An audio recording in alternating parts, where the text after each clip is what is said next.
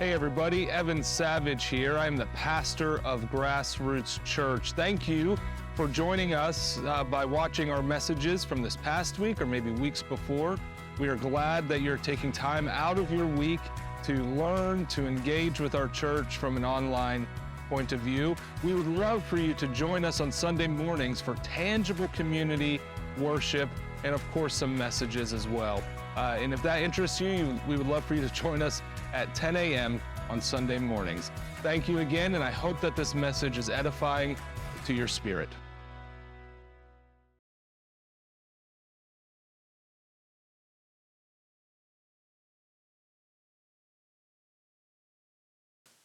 So this morning, we actually, I wanted to, as we thought about this morning,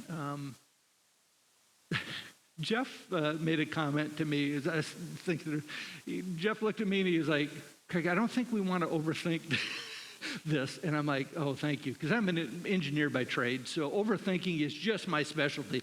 And I'm like, that's just a really good point. And so we're going to do some things a little different because we're headed into Thanksgiving.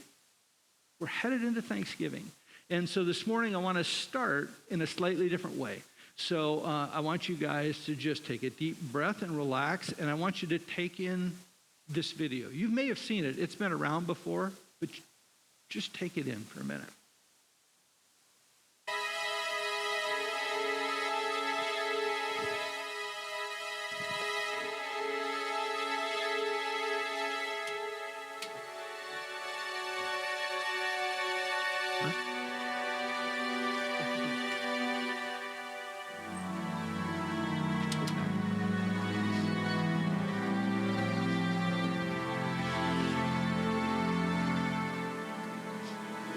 You think this is just another day in your life? It's not just another day. It's the one day that is given to you today. It's given to you. It's a gift. It's the only gift that you have right now.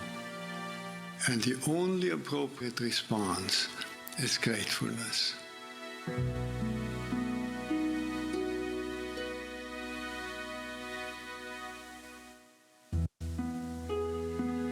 If you do nothing else but to cultivate that response to the great gift that this unique day is, if you learn to respond as if it were the first day in your life, and the very last day, then you will have spent this day very well. Begin by opening your eyes and be surprised that you have eyes you can open. That incredible array of colors that is constantly offered to us for pure enjoyment. Look at the sky. We so rarely look at the sky. We so rarely note how different it is from moment to moment with clouds coming and going. We just think of the weather.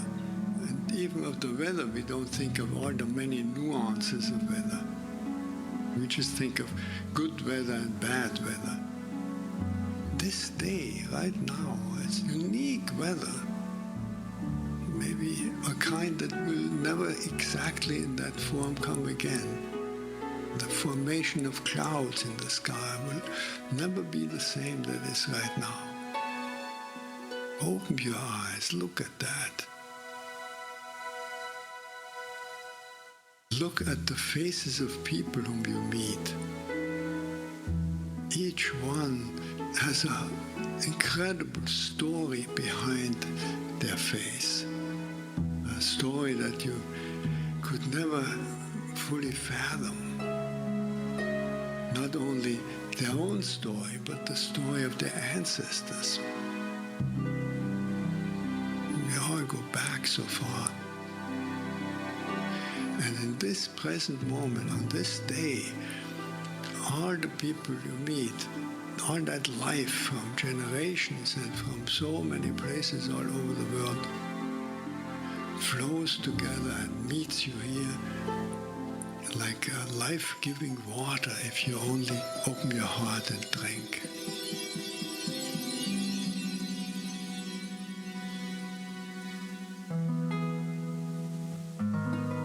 Open your heart to the incredible gifts that civilization gives to us.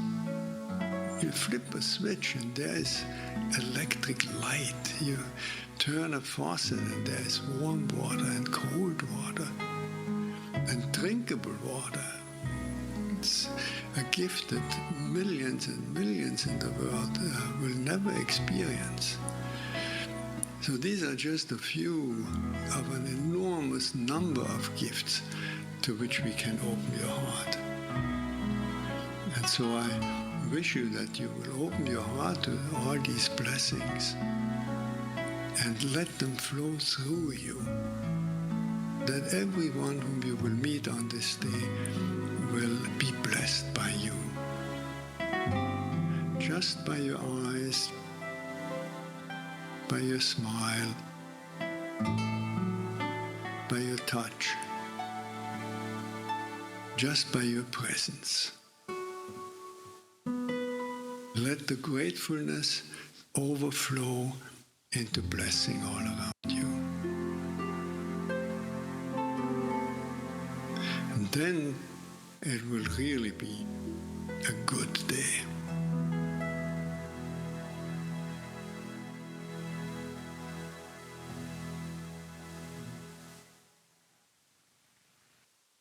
And then it will be a good day. You know, it's interesting, the guy that wrote the words and narrates this, he's a Benedictine monk, and he's now 98 years old. And so there must be something to gratefulness that extends one's life a bit. Wow. You know, every time I hear that, every time I watch that, there's just something about that thing that recenters me. It causes me to pause from my constant pursuit of tomorrow and more.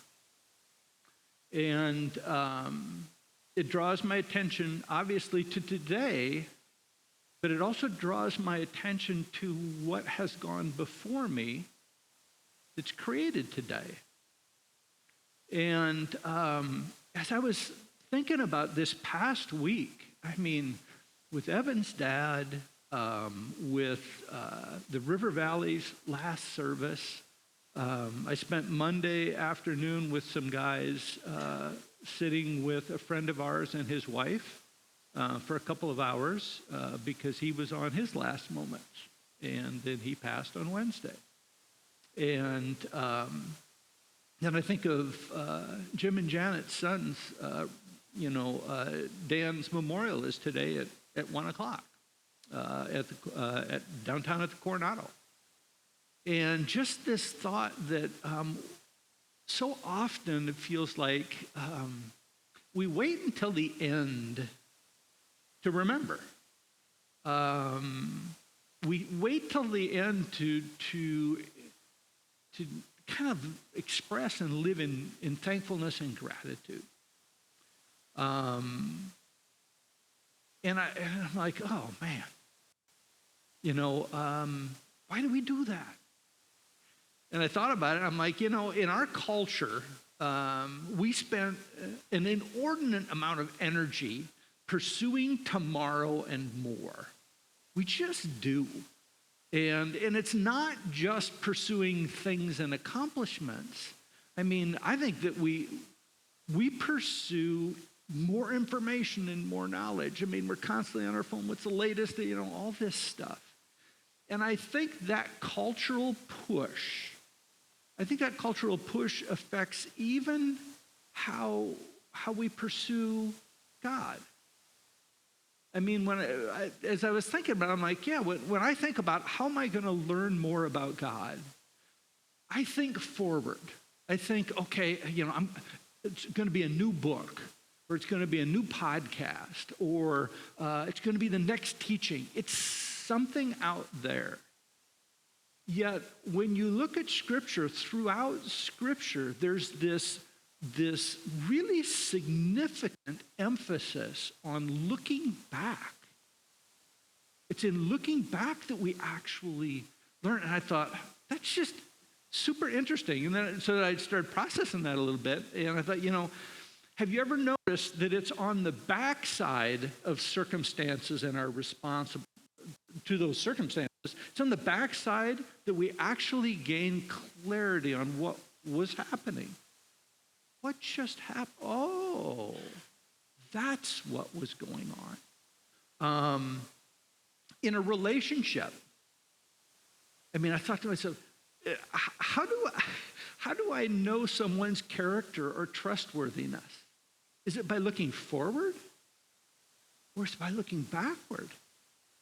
And see, what's the track record? I may be able to know something about their thinking looking forward, but looking backward is where I find out who they are. And it's interesting, remembrance and thankfulness, in that video, it calls us to the moment, but it also calls us to look back. And I thought, as a church, we've been talking a lot about God's presence and being present with people. And it's really good, but that's only part of the equation. The other part of the equation is looking backwards. And, 2 months ago, our spiritual discipline was memorization. And we said, well, let's try to tackle Psalm 136. And you just need to know I am terrible at memorizing, but I did get the refrain. His faithfulness and love endures forever, because that was repeated in every verse, and I think I got that one. But if you look at that passage, any one of the verses are calling us back to look and see, where has God moved? How has he been faithful? And to be thankful for that. And then at every one of those verses, it looks backward, and then it declares, his faithful love endures forever. There's a backward part, and there's a forward part. And I was going to read some of that, and I'm like, oh boy, that's long. So maybe we won't read it, but you guys can go back and look at that. Another psalm, Psalm 78. Psalm 78 is literally, it's like 3.5 pages long, and the whole psalm is about looking backwards. It's literally, in my Bible, it's called Lessons from Israel's Past. It's this constant looking backward. When we look at, when they were first telling the gospel of Jesus, they would stand up and they would recall all of God's work leading up to Jesus so that we knew it was Jesus. And I just thought to myself, wow, remembrance was really important. And it was really important, not just as individuals, because there's a propensity in me, I'm like, when I think of remembrance, I'm thinking of sitting in an easy chair with a cup of coffee, thinking back. It's like, no, they did it communally. They did it together. They remembered together. That was an important part because they saw themselves as a community, not just as individuals. And, the more I thought about it, I'm like, remembering is a bit of a lost art in our culture. The art of remembering is key to developing a heart of gratefulness and a life of thanksgiving. The art of remembering is how we realize and understand how much someone loves us. We look back and we go, oh my goodness, they really loved us. I think when the whole art of remembering, I think is also, it's key to the development and growth of our faith. It's where we gather courage to follow Jesus, because we can look back and go, oh, he has been faithful. He was actually pursuing me before I even thought about him. We gain courage from looking backwards. You know, and we all have a story that has brought us to this moment. And God has been interacting with us through that story. But oftentimes, because we don't slow down and look back, we miss it. We didn't see it. Something that a bunch of guys and I did for a few years is we were kind of basketball nuts. And so when the NCAA tournament would come around, we would get 8 or 10 guys, and we would go to one of the first round sites. And we would go to watch basketball. But what's interesting about the tournament is you go and they play basketball on one day, there's a break, and then they play basketball on the next. So is it Thursday, break Friday, Saturday, or Friday, break Saturday, Sunday? And so what we would do over that time is when we had those gap days, and in the evenings, we would sit in a hotel room, and we would give every guy a chance to tell their story. And we would take anywhere from a half an hour to an hour, sometimes more, for each guy to tell their story. And I bring this up because there was one instance that just really, really struck me. And a friend of mine was there with us for the first time. And he told his story. And awesome story. And that night, he and I happened to be roommates. That night, it's like, oh man, I think we got done at 12:30 or 1 o'clock and getting ready for bed, and I'm laying there. And all of a sudden he says, Creig, I said, what? I just realized something. I said, what's that? God saved my life multiple times. I go, he did, didn't he? He said, yeah, I shouldn't even be here. And it struck him for the first time because he told his story. He was like, oh my, God has been moving in my life. And he was still sorting through the God thing. He wasn't sure what exactly he thought. But all of a sudden, his eyes were open. And so, kind of this morning, what I wanted to do is take a little bit of time here. And this may feel really, really awkward. Sorry. But what I'd love for us to do is take just a few moments. I'm going to have a couple of basic questions. And I want you guys to get in a group with like 4 people. And we're going to tell just one little story from our story. And what's the reason I want to do this is there is something powerful about when we share a glimpse of our story to someone else. First off, we get to be seen. But second off, the people feel like, I get to know a little more about them. And it's in the sharing oftentimes that we actually discover things. It's in the verbalization that we actually discover things, go, oh. Not about other people, but ourselves as we say these things. So again, this is going to be a simple little exercise, but what I want to do is basically gather in groups, and I want you to share one story, and it's short. I mean, again, we're talking, a minute, 30 seconds to a minute. And I want you to share a story from your childhood that's a good memory for you.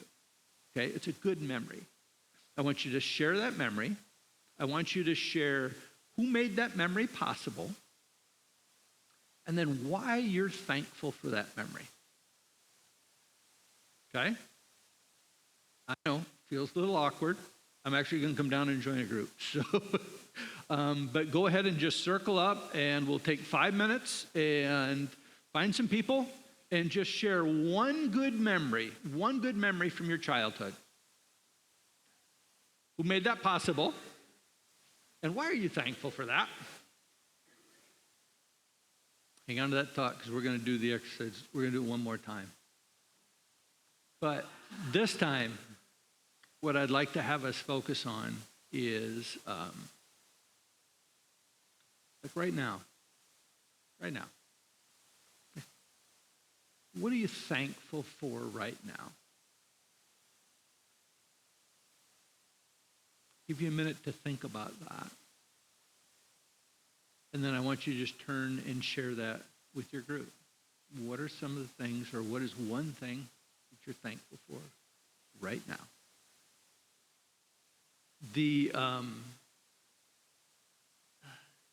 As I was looking at, again, there's just tons and tons of scripture.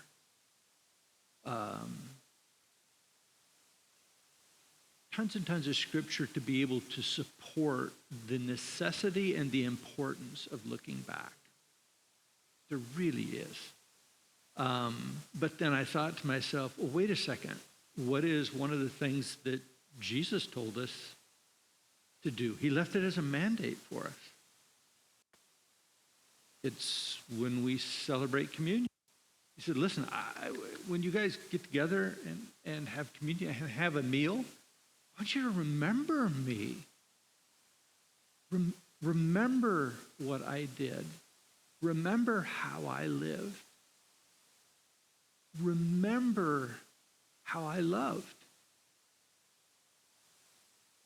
Remember what I taught. We've been talking on this whole discipleship series about the mandate he gave us, as he left. He said, go and make disciples. Teaching them to obey my commands. That wasn't some legalistic thing. It's like, I know how life works. More importantly, I know how you were created. The beauty in how you were created.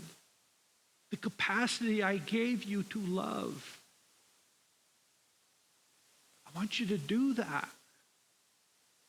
And again, I'm just struck by this week again, how that was made manifest in our community by how we responded to River Valley and how we responded to Evan and Heather. It's been an amazing thing. But I thought, how appropriate that we then kind of end this time with a time of remembrance, with communion. And, Jesus, we say this every week, but Jesus said, listen, he had his disciples together. They were having a meal together, and they had no idea what was to come. Though he had tried to tell them, they did not have ears to hear. And he said, this bread, this is my body that is broken for you. Do this in remembrance of me. And then he went a little later on in the meal, and he took the wine and he said, this is my blood. This is the blood that I will shed for you. Because I love you that much. That much. This is my blood that will be shed for you. When you drink it, remember me.